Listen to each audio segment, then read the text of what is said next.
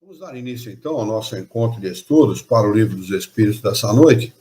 Hoje é dia 28 de dezembro de 2022, uma quarta-feira, são 19 horas e 30 minutos agora. Nós estamos estudando do referido livro, o livro 2, Mundo Espírita ou dos Espíritos, no seu capítulo 6º, Vida Espírita. A questão é a de número 244A. Para quem não, a Dani, não sei se a Dani acompanhou a semana passada, mas é a 244A. Referente ao item 3, percepções, sensações e sofrimentos dos espíritos. Na questão 244A,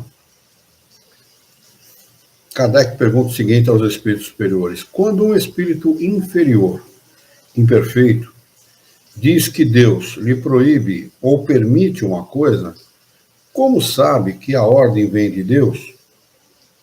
Resposta dos espíritos superiores: ele não vê a Deus, mas sente a sua soberania, e quando uma coisa não deve ser feita, ou uma palavra não deve ser dita, recebe a intuição, o pensamento íntimo, uma advertência invisível que o inibe de fazê-lo.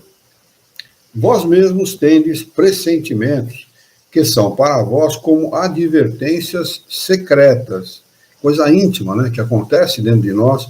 A coisa não é esse o caminho, não estou sentindo que esse é o caminho correto. Acontece muito isso com a gente, né? Uma vez eu estava com dor de estômago, isso em 1989, e estava doendo, já tinha estava com esse problema há bastante tempo já. E aí ela me questionou, falou: você precisa ir no médico? Ela falou: isso vai acabar em faca, né? Vai acabar em operação. Faca que eu quis me referir a uma operação, e não deu outra, né? Um mês ou dois eu estava na mesa de operação, passando por uma cirurgia. Quer dizer, a gente recebe esses pensamentos íntimos daquilo que possivelmente vem acontecer na vida da gente, né? E são advertências que nos chegam através da nossa consciência. Então, como advertências secretas para fazer-lhes ou não alguma coisa. O mesmo acontece conosco, mas em grau superior, pois compreendes que, sendo mais útil do que a vossa essência, a essência dos espíritos, podemos receber mais facilmente as advertências divinas. Então, o espírito imperfeito, ele não recebe essa advertência tão diretamente, mas os espíritos superiores a recebem de uma forma bastante intensa e direta, né? E os espíritos puros, então, nem se fala, né? 244B. A ordem é transmitida diretamente por Deus ou por intermédio de outros espíritos?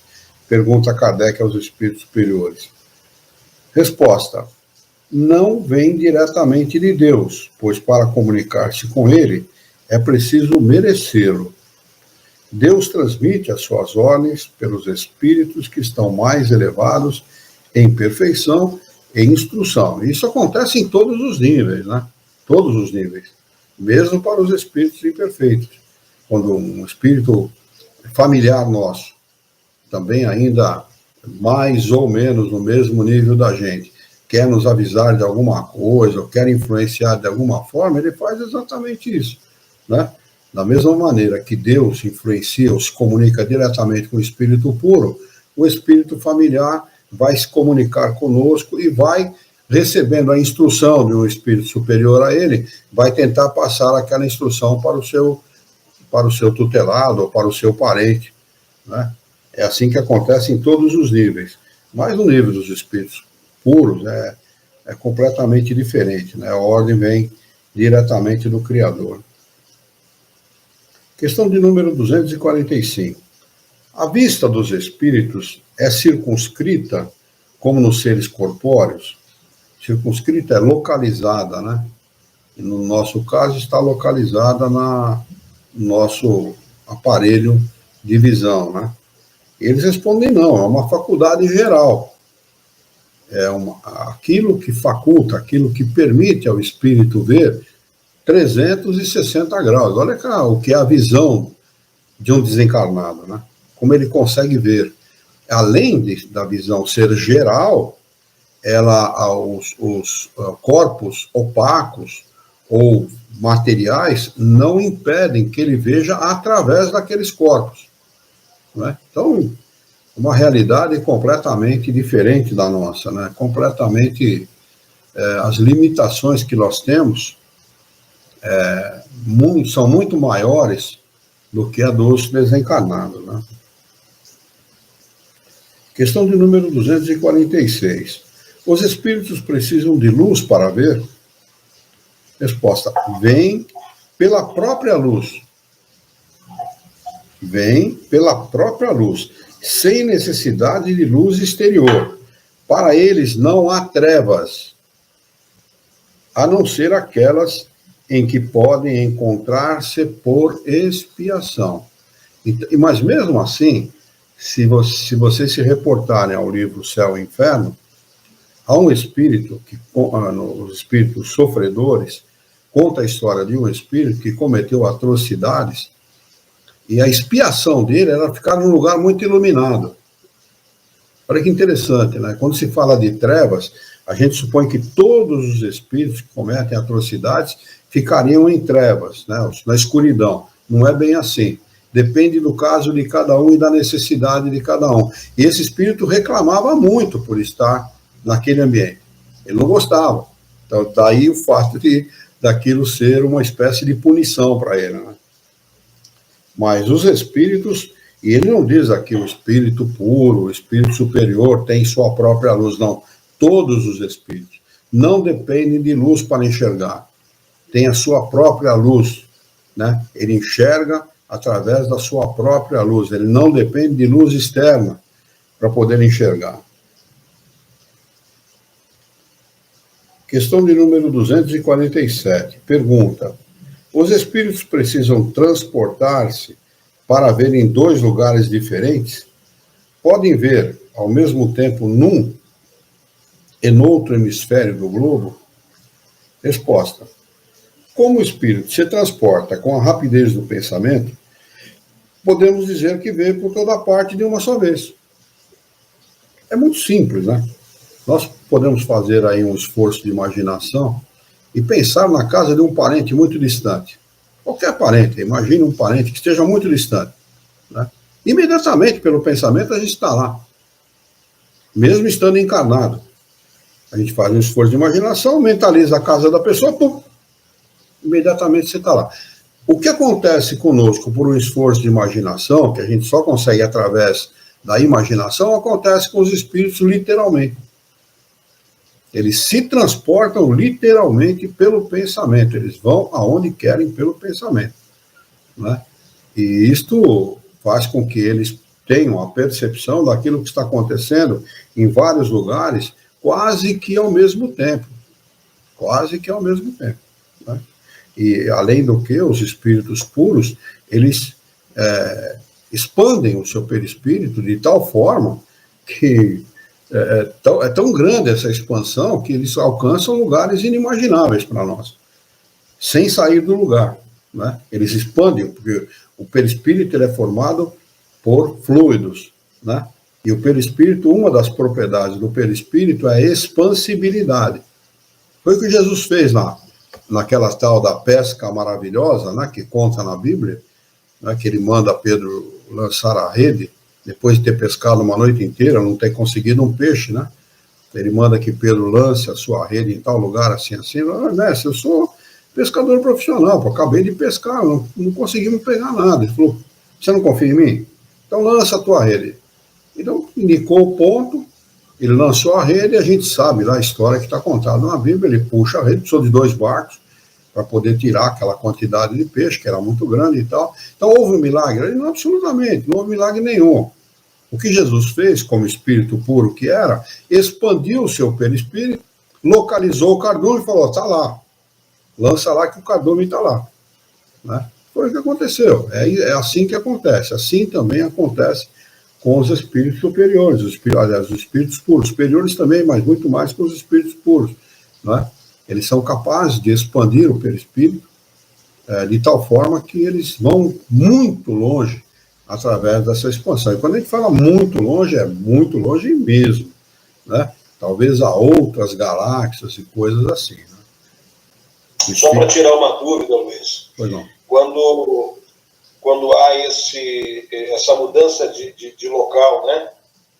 Através do pensamento, ou seja, o desencarnado ele se desloca para um determinado lugar, e aí você falou que quase simultaneamente, em ele se deslocando para um outro local, ele também passa a ter a visão daquele local. A dúvida é a seguinte, ele vai se deslocando, ele poderia, no caso, se deslocar a vários lugares, mas a visão que ele tem é sempre daquele local que ele está naquele momento. Dependendo da limitação do espírito, sim, né? Um espírito inferior, no caso.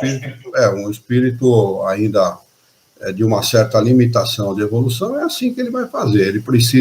Ele quer saber, por exemplo, o que está acontecendo na casa que ele habitava, ele mentaliza a localidade e vai lá. Aí ele quer, poxa, mas a minha tia lá, fulana de tal, que mora lá no outro estado e tal, também está precisando da minha ajuda.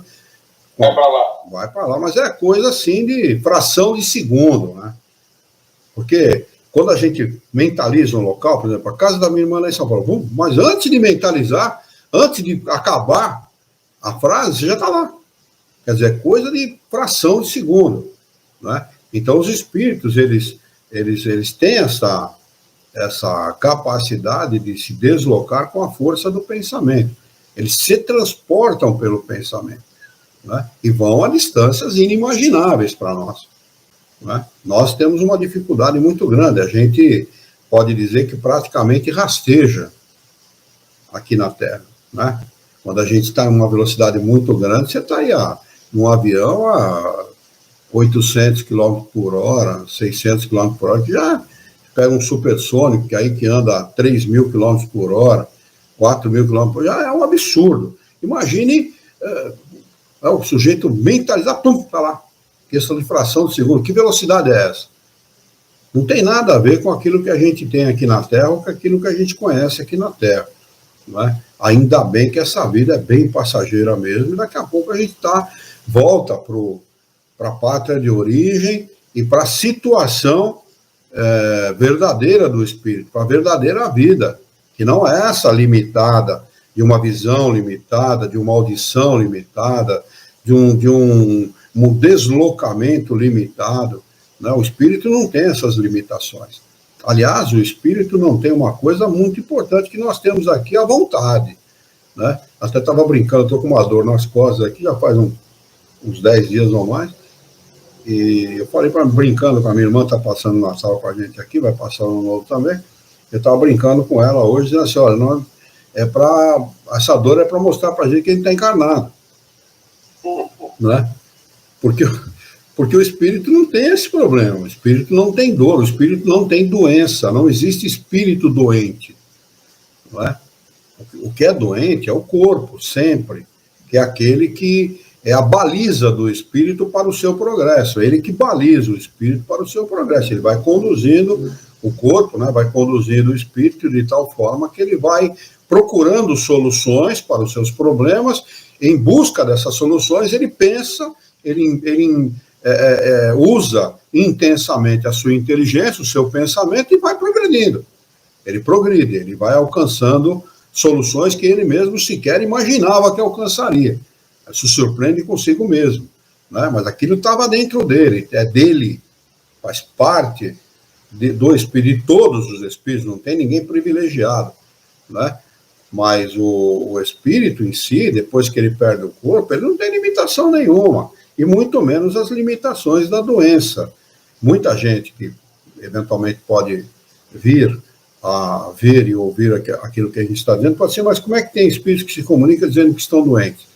São sensações que permanecem depois do desencarne, e o espírito acha que pelo seu grau de evolução, que ainda não alcançou o entendimento necessário, ele acha que ele permanece doente, com dor de cabeça, com dor do tiro que tomou, do acidente que sofreu, do câncer que vivenciou, e assim sucessivamente. Mas isso não é a realidade do espírito.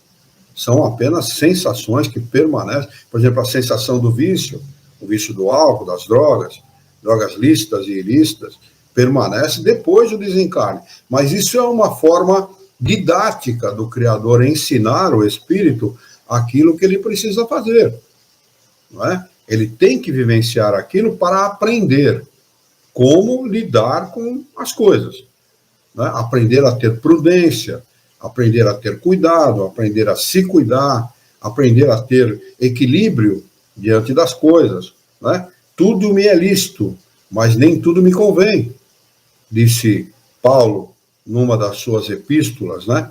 Tudo eu posso fazer qualquer coisa, mas nem tudo me convém, nem tudo é conveniente, né? E é assim que a gente precisa viver mesmo.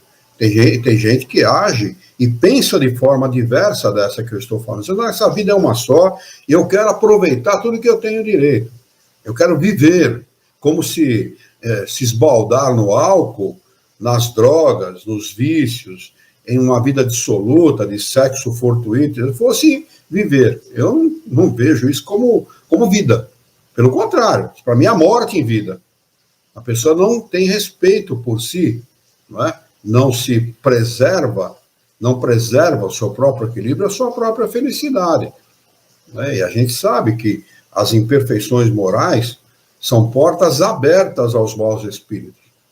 Né? Nenhum homem aliado a um mau espírito poderia fazer mal a um outro homem. Kardec faz essa pergunta aos espíritos superiores. Poderia um homem mau fazer mal, aliado a um mau espírito, fazer mal a uma terceira pessoa? Não. Eles respondem, Deus não o permitiria. Mas isto acontece, acaba ocorrendo, por quê? Pelas imperfeições morais de quem recebe aquilo que está sendo mandado para ele. Ele é imperfeito moralmente e os espíritos têm acesso. Uma vez tendo acesso, fazem o que querem, influenciam, conduzem e causam prejuízos morais, materiais na vida da pessoa. Não é? É muito interessante como eles agem. Eles agem captando a atenção e conduzindo as pessoas pelo caminho que eles querem. Eu saía de madrugada para viajar, e aqui em Jaú, a Dani sabe, quem vai para Bauru tem um contorno bastante grande, é um contorno que deve ter uns 80 metros de diâmetro, se não tiver mais. É bem grande. Naquela época não tinha pista dupla, era pista simples. Eu estou falando de 30 anos atrás, aproximadamente. Eu passava naquele contorno de madrugada, porque eu saía de madrugada de casa, para começar a minha viagem, atingir a cidade que eu queria mais cedo, né, que as fábricas abrem por volta de 7 horas, 7h15, 7h30 já é tarde para uma fábrica começar a sua atividade, né? Então eu saía de casa 4 horas, às vezes 4h15 e tal, já era tarde para mim. Aí eu passava no contorno e escutava um assovio. Olhava para o contorno, tudo escuro, não tinha ninguém, pô. Muito interessante, sabe, uma coisa assim, peculiar, sabe? Passei outra vez na mesma coisa, passei uma terceira vez na mesma coisa, e aí eu perguntei para um espírito que se manifestava através da minha mãe. Eu falei, o que é aquilo? Ele falou, é um desencarnado que fica ali, olha aquele se dedicam, né? Ao que ele se dedica. Ele fica ali para desviar a atenção dos motoristas para causar acidente. Que coisa. Aí ele falou para mim, você leva um vidrinho de água benta e joga, a hora que você passar, você joga. Eu fiz o que ele mandou e tal, e nunca mais eu ouvi, né? Esse tipo de coisa. Então, olha como eles agem. Você imagina um espírito desse influenciando uma pessoa frágil, fraca, pusilânime, moral e fisicamente, por exemplo, né? Causa um acidente.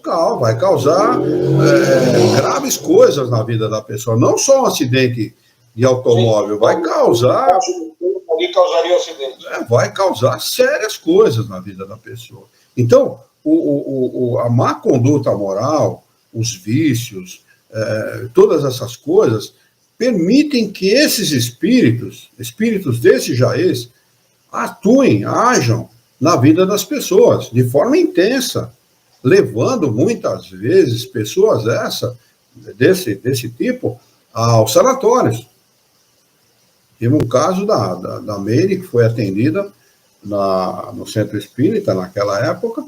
A moça estava praticamente, o pai estava a ponto de internar ela aqui no sanatório Teresa Pelati, a ponto de internar. Ele falou, eu lembrei, Luiz, do centro espírita, porque ele tinha feito faixas, ele fez 27, 29 faixas, num evento que nós fizemos aqui, chamado Cefrate, e ele fez essas faixas e pendurou essas faixas para nós, aqui em Jaú e na região, né?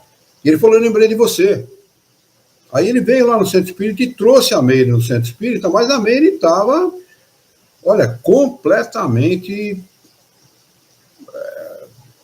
realmente fora de si praticamente.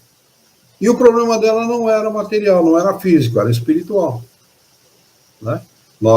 Ela fez um tratamento no centro espírita, se reequilibrou, voltou à normalidade e vive normalmente hoje em dia. Até onde eu sei, ela se recuperou do seu problema, né? Então, olha como os espíritos agem. E isso foi consequência dela trabalhar mediunicamente num trabalho, ela não devia ter trabalhado. O sujeito que dirigiu o trabalho, um sujeito irresponsável, né? Colocou essa moça para trabalhar no trabalho, como médium, e ela jamais deveria sentar na mesa como uma médium. Primeiro que ela não tinha conhecimento, e segundo que não tinha equilíbrio emocional e psicológico suficiente para fazer esse tipo de trabalho. Ela precisava de ajuda. Ela não tinha condição de ajudar, né? Então é assim que as coisas acontecem. É preciso tomar muito cuidado, não é? Não é porque alguém falou que você deve fazer isso ou fazer aquilo que você deve fazer, sentar na mão, porque você é médio, deve ser... É absurdo isso. Primeiro se esclareça. Conheça as obras de Kardec, principalmente as 5 principais obras, não é? Para depois de ter conhecimento, você poder ajudar. Antes disso, em hipótese alguma. Respondeu a sua pergunta, Alexandre? Respondeu, sim, respondeu. Não, eu só concluo o que você está dizendo da importância do conhecimento doutrinário. O conhecimento doutrinário ele esclarece muitas e muitas situações e certamente evitaria, né, Luiz, muitos problemas. Exatamente. Né? Muitos problemas se as pessoas de fato tivessem o conhecimento baseado, o conhecimento das obras de Kardec. Exatamente. É mais ou menos como uma pessoa que age em relação à medicina, empiricamente, sem conhecimento nenhum, e o outro que tem conhecimento, que tem um diploma de médico. É a mesma coisa, a comparação é a mesma. O que vai agir empiricamente, ele pode até conseguir algum resultado pelo pouco de conhecimento que ele tem, mas o resultado efetivo mesmo, quem vai atingir é o médico, aquele que tem o diploma, aquele que efetivamente estudou para poder agir, poder curar efetivamente. Aliás, a nossa legislação, muita gente em centro espírita por aí, em igreja evangélica, fala em cura. A nossa legislação prevê isso como crime. O único que tem direito de curar é o médico. Ninguém pode falar em cura. Aliás, o centro espírita nenhum cura. O centro espírita, o máximo que ele faz é dar apoio psicológico, emocional, espiritual para a pessoa e ajudar no tratamento, mas não promover cura. Isso é um absurdo, é uma falácia. As pessoas dos centros espíritas falarem em cura e prometer cura. Muito pior é prometer a cura, porque ninguém alcança cura nenhuma através de passe, através de água fluidificada, absolutamente. Você pode ajudar, e ajuda muito. Isso não resta a menor dúvida. Mas prometer cura é um absurdo. Então, essa mensagem que o Luiz acabou de dar aí, meus amigos que estiverem depois vendo aí pelo YouTube, prestem bem atenção. Quem fala isso em centro espírita não é espírita. Pelo menos não tem conhecimento, né? Não tem conhecimento. Porque deveria ter, né? Deveria ter. Espírita deveria ter. Deveria ter. Mas vamos lá. Questão de número 247. A 247 nós já lemos, né? não lemos toda a resposta. Como o espírito, a resposta dos espíritos superiores, a pergunta de Kardec, eu vou ler novamente, para a gente poder aí alcançar o raciocínio correto. A pergunta de Kardec: os espíritos precisam transportar-se para ver em dois lugares diferentes? Podem ver ao mesmo tempo num e noutro hemisfério do globo, quer dizer, de um lado do globo e do outro? Resposta dos espíritos superiores: como o espírito se transporta com a rapidez do pensamento, podemos dizer que vê por toda parte, de uma só vez. Seu pensamento pode irradiar e dirigir-se para muitos pontos ao mesmo tempo, mas essa faculdade depende da sua pureza. Quanto menos puro ele for, mais limitada é a sua vista. Somente os espíritos superiores podem ter a visão de conjunto. Então, espíritos como nós, imperfeitos, ainda não conseguem abarcar isso, esse conjunto de uma vez. Pode estar num lugar e outro, ajudar e tal, mas não da mesma maneira que os espíritos superiores. Aí Kardec faz o seguinte acréscimo de explicação a esse respeito. A faculdade de ver dos espíritos, inerente à sua natureza, difunde-se por todo o seu ser, como a luz num corpo luminoso. É uma espécie de lucidez universal que se estende a tudo. Envolve simultaneamente o espaço, o tempo e as coisas para a qual não há trevas, nem obstáculos materiais. Os obstáculos não impõem, as coisas materiais não impõem obstáculos aos espíritos, aos desencarnados. Compreende-se que assim deve ser, pois no homem a vista funciona através de um órgão que recebe a luz e sem luz ele fica na obscuridade. No espírito, a faculdade de ver é um atributo, uma qualidade própria que independe de qualquer agente exterior. A vista não precisa da luz. Não é? Ele deixa bem claro aqui isto, não é? Nós, como desencarnados, somos outro ser diferente e sem as limitações dos encarnados. Questão de número 248.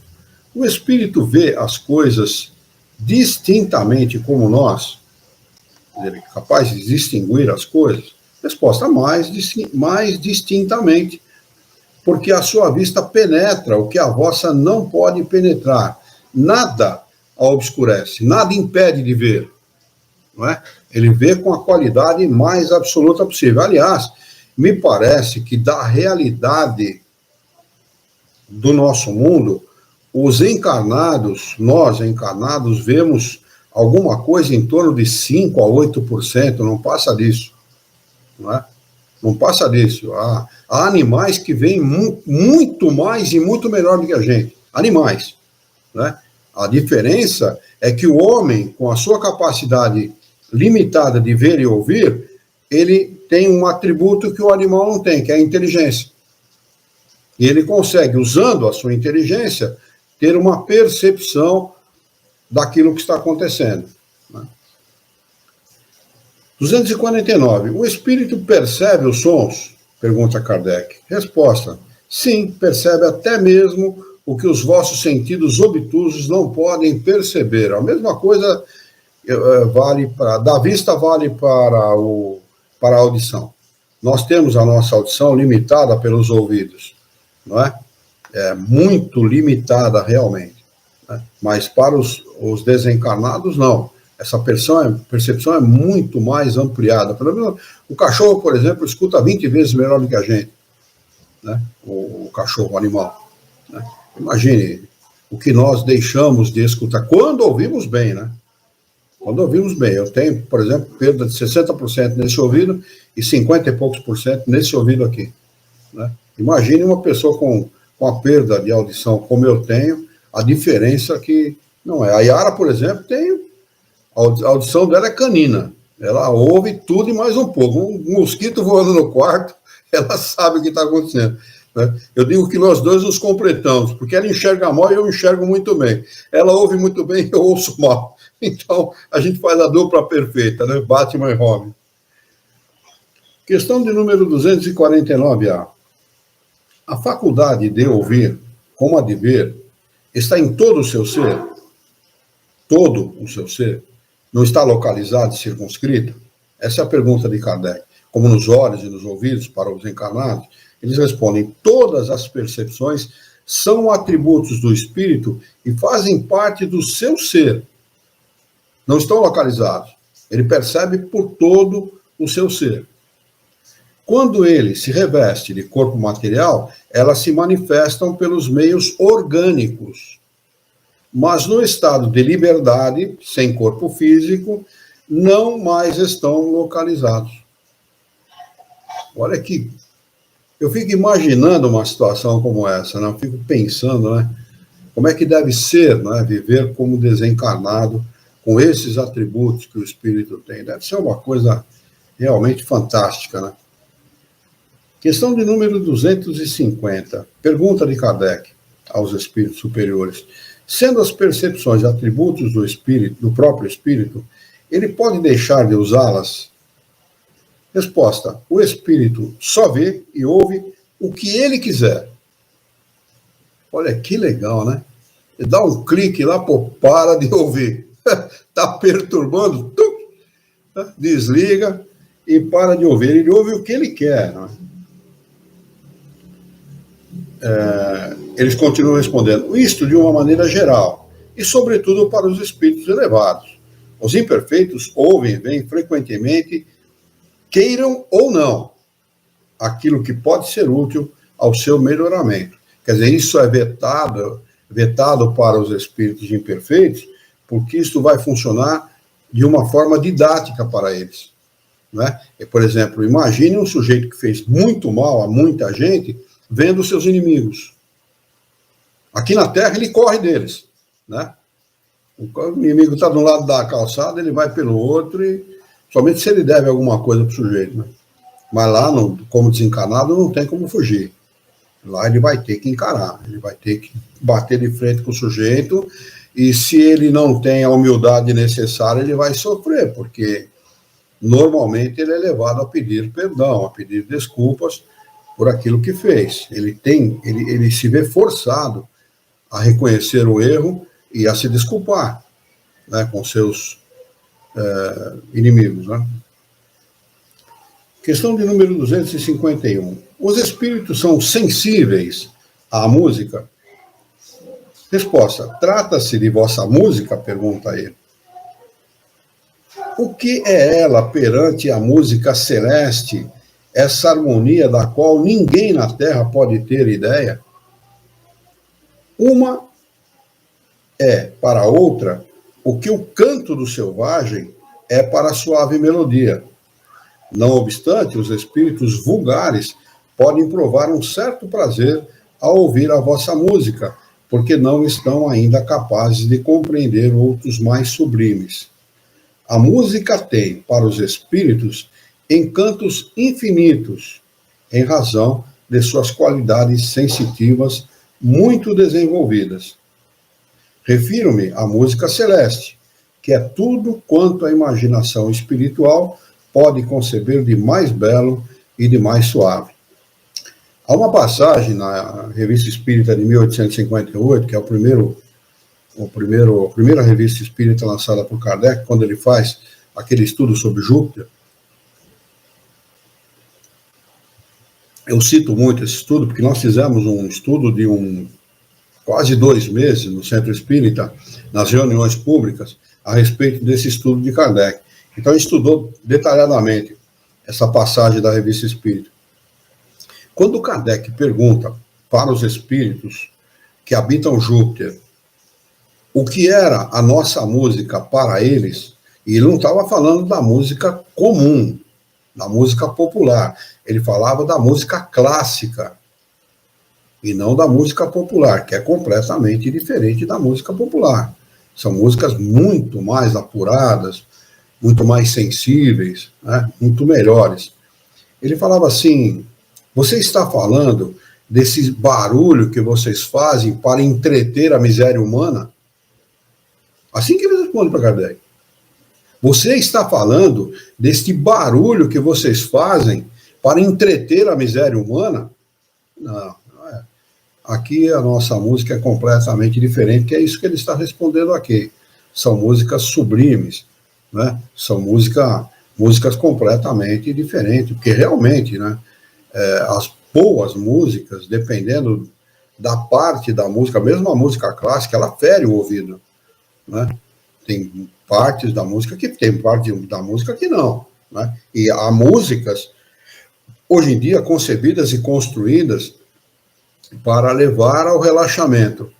Então, são músicas bem melhores, né, de serem ouvidas, de serem muito melhor de conviver com elas. Mas tem música, por exemplo, funk, outras músicas, que realmente não tem a menor condição. É um absurdo, né, chamar aquilo de música, né? Um barulho mesmo. Não passa de um barulho para entreter a miséria humana, né? Não passa disso. Questão de número 252. Os espíritos são sensíveis às belezas naturais? Resposta. As belezas naturais dos vários globos são tão diversas que estamos longe de as conhecer. Sim, são sensíveis a elas, segundo as suas aptidões para as apreciar e compreender. Para os espíritos elevados, há belezas de conjunto diante das quais se apagam, por assim dizer, as belezas dos detalhes. Ora, para querer entender essa resposta, só tem uma maneira. Pega as fotografias do telescópio Hubble, que foram feitas aí há 15, 20 anos atrás, pesquisando o espaço. Ele foi em distâncias imensas, né, muito grandes. Ele tirou fotografias maravilhosas do espaço. Para entender essa questão, basta ver aquelas fotos, né? O que é um jardim, o que é um jardim nosso aqui, ou uma floresta, diante da beleza daquelas fotografias, daquelas imagens, nem se compara, né? Nem se compara. Questão de número 253. Pergunta de Kardec. Os espíritos experimentam as nossas necessidades e os nossos sofrimentos físicos? Resposta. Eles os conhecem, porque os sofreram, mas não os experimentam como vós, porque são espíritos. Se alguém tiver medo de morrer com dor de cabeça, ou qualquer outro problema físico, pode esquecer. Aliás, a morte não dói. Este é um medo que está incutido na cabeça de muita gente, porque há muitas pessoas, ou a maioria delas, pensam que morrer dói. Ah, morreu como um passarinho, morreu dormindo. Ou então, morreu tão bem e tal, estava tranquilo. Não tem nada disso, a morte não dói. Dói para nascer, ao contrário. Porque morrer, ele está saindo de uma situação de dor, de sofrimento, que é a encarnação, para uma situação confortável. É o mesmo que sair de um Fusca e entrar num Galaxy. É a mesma coisa. Né? Agora, o contrário também é verdadeiro. Ele sai do Galaxy para entrar no Fusca. Ou numa bicicleta, o que é bem pior. Não é? Então, o que dói é isso. Ele está numa situação confortável como espírito e ele vai ter que adentrar a carne e se sujeitar a todas as vicissitudes da vida material, as limitações da vida material. Imagina um espírito que vê por todo o seu ser, escuta por todo o seu ser, se desloca com a força do pensamento, tendo que sair dessa situação para uma situação de limitação. E muitas vezes, muito mais do que a própria limitação de um ser que não tem nenhuma limitação física. Encarnar como um tetraplégico, paraplégico, cego, surdo, mudo, idiota, ou coisas do gênero. Né? Imagine uma situação como essa, o que não traz de sofrimento para o espírito, sofrimento emocional, sofrimento psicológico, para o espírito que vai reencarnar dessa maneira. Já o contrário não, o contrário é muito bom, é sair de uma situação caótica, que é a nossa vida na matéria, para uma situação de conforto, uma situação de tranquilidade, onde nós vamos rever aquele que nós amamos, quem partiu na nossa frente, que nós amamos muito, pais, mães, tios, avós, enfim, nossos parentes, no modo geral, né? Nós vamos rever essas pessoas e vamos ser felizes, porque vamos encontrar com aqueles a quem nós amamos, né? Então, é uma situação muito almejada, né, por todos. Questão de número 254. Os espíritos sentem fadiga e necessidade de repouso? Sentem cansaço, como nós? Trabalhamos um dia inteiro aí, precisamos descansar e tal, né? Depois, necessidade de repousar. O espírito tem essa necessidade? Resposta: não. Podem sentir fadiga, não podem sentir fadiga como a entendeis. E, portanto, não necessitam de repouso corporal, porque não há corpo. Pois não possuem órgãos em que as forças tenham de ser restauradas. Mas o espírito repousa no sentido de não permanecer numa atividade constante, o que é completamente diferente, não é? Do repouso físico, da reposição da energia física, da restauração dessa energia. Ele simplesmente vai deter-se num determinado momento, interromper aquela atividade, porque o espírito trabalha constantemente, não tem tempo, né? Para ele, tempo e espaço é completamente diferente do nosso, né? Daí eles entendem o tempo completamente diferente. Ele interrompe um pouquinho, dá uma descansada e tal, e depois retoma a sua atividade. Ele não age de maneira material, porque a sua ação é toda intelectual. Inteligência. Ele usa somente a sua inteligência. E o seu repouso é todo moral. Há momentos em que o seu pensamento diminui de atividade e não se dirige a um objetivo determinado. Este é o verdadeiro repouso, mas não se pode compará-lo ao do corpo. A espécie de fadiga que os espíritos podem provar está na razão da sua inferioridade. Imperfeição. Quanto mais imperfeito, maior é a fadiga do espírito em relação à sua atividade intelectual. Quanto maior é o progresso, menor é essa fadiga. Pois quanto mais se elevam, de menos repouso necessitam. Né? Então é completamente diferente. Nós todo dia precisamos dormir, né? Necessariamente precisamos dormir para repor as nossas energias. Mas o que acontece com o nosso espírito durante o descanso do corpo físico? Ele vai embora, ele se manda, vai encontrar com quem ele ama, vai atrás de receber as suas boas inspirações, os bons espíritos, seu espírito guia, boas instruções, vai atrás de conhecer coisas novas, de aprender coisas novas. Né? Isso eu estou falando daqueles que se interessam por coisas úteis e boas. E aqueles que não se interessam por coisas úteis e boas, esses espíritos vão atrás daqueles com quem eles têm afinidade. Quem tem afinidade com sexo, vai atrás de sexo. Quem tem afinidade com droga, vai atrás de droga. O espírito, estou falando, o corpo está lá deitado. Né? Quando consegue dormir, pessoas que levam esse tipo de vida, né? Está lá deitado. E o espírito vai atrás de se entreter com aquilo com o qual ele tem interesse. Né? Feliz daquele que já compreende a vida de uma maneira diferente, né, desses nossos irmãos que buscam na futilidade das coisas materiais a sua felicidade, o seu prazer. Né? Estamos a 10 minutos do encerramento. Deixa eu marcar aqui para não esquecer. Questão de número 255. Quando um espírito diz que sofre, de que natureza é o seu sofrimento?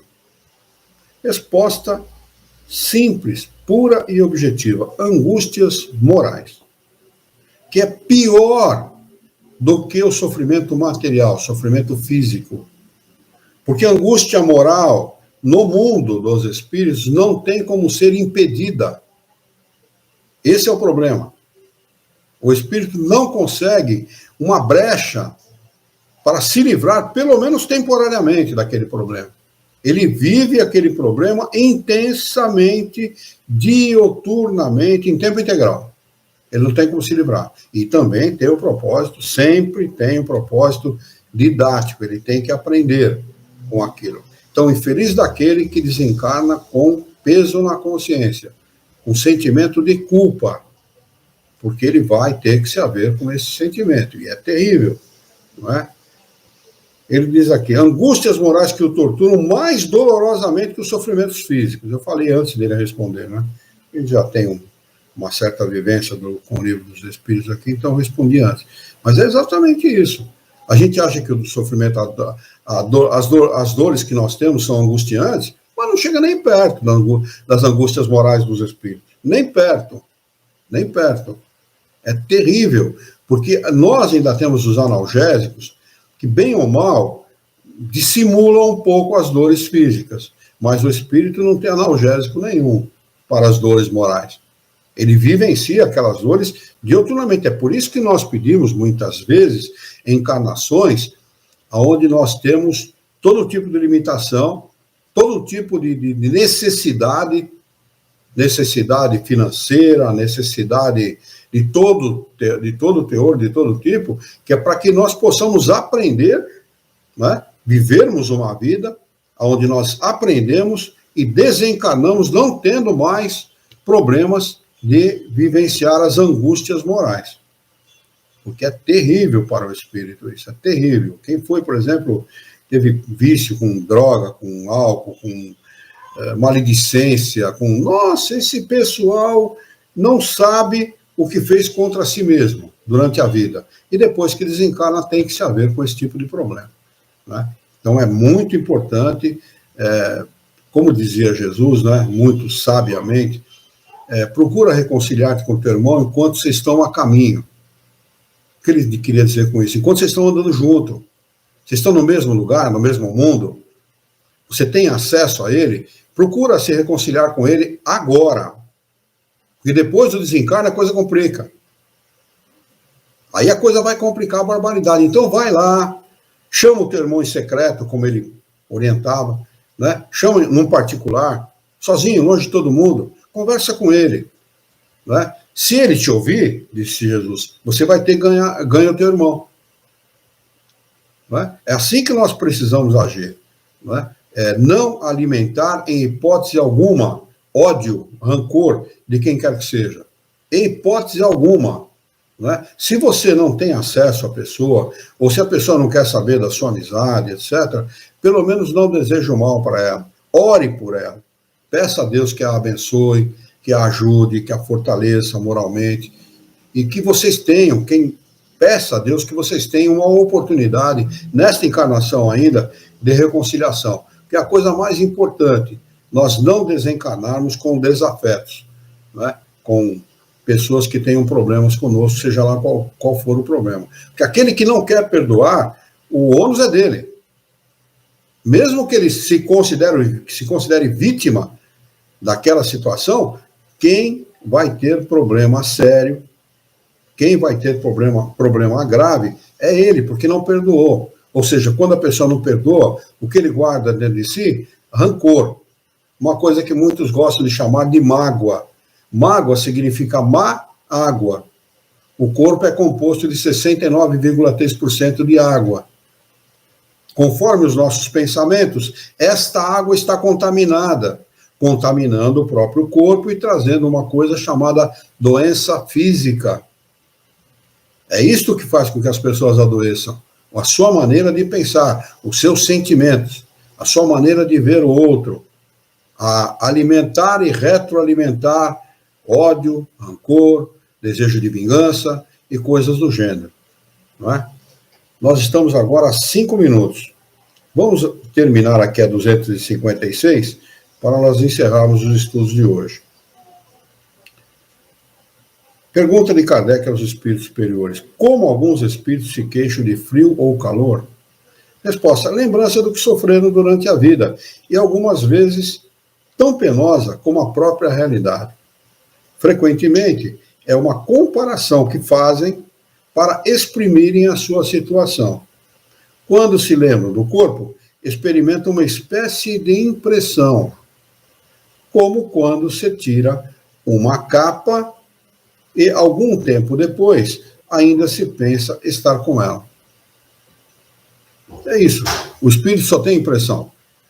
Realmente, sentir dor, problema físico, não tem nenhum, não existe isso para o espírito. Não tem nenhuma forma dele sentir isso, porque ele não tem corpo. Não há como sentir isso. Não é? O que ele vai sentir são sensações. Nós vamos marcar aqui o item 4, ensaio teórico sobre as sensações dos espíritos. É muito interessante esta parte aqui, muito importante para que nós possamos compreender como é a vida dos espíritos. Vamos fazer a nossa prece? Vamos lá. Muito bem, vamos então elevar o nosso pensamento, mentalizar a figura excelsa e amiga de Jesus, nosso mestre, nosso modelo e guia da humanidade, e juntos com Jesus vamos nos dirigir ao Senhor da vida, fonte inesgotável de paz, de amor, de bondade, de misericórdia e justiça, para agradecê-lo muito pela oportunidade de aqui estarmos reunidos em seu nome, para discutirmos as questões propostas pelo Livro dos Espíritos dessa noite. Queira o vosso amor, a vossa misericórdia, que tenhamos bom ânimo, coragem, determinação, ideias renovadas, alegria de viver e muito entusiasmo, para que nós possamos trabalhar, sermos úteis à sociedade que vivemos e, dessa forma, dignificar a vida. Ajuda-nos ainda, Senhor, dá-nos a força e a coragem para que nós possamos orientar o próprio pensamento, a própria conduta pela vida, por um profundo e sincero respeito pelo nosso próximo. Em teu nome, em nome de Jesus, em nome dos bons espíritos, em nome do nosso diretor espiritual e de sua equipe, nós declaramos encerrado o nosso encontro de estudos essa noite. E que assim seja.